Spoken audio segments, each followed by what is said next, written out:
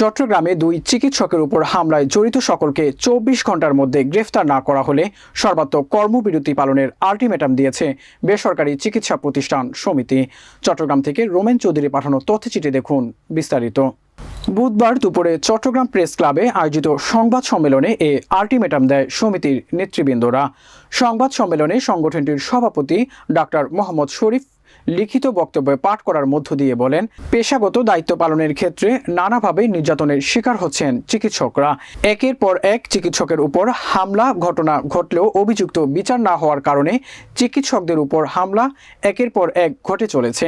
আর এর অন্যতম কারণ হলো বিচারহীনতার সংস্কৃতিকেই দায়ী করেন তিনি।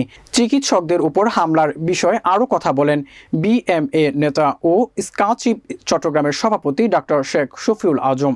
তিনি বলেন, ডাক্তাররা নিরাপত্তাহীনতায় ভুগছে। চিকিৎসকরা অনিরাপদ থাকলে চিকিৎসা সেবা ব্যাহত হবে সব সময়।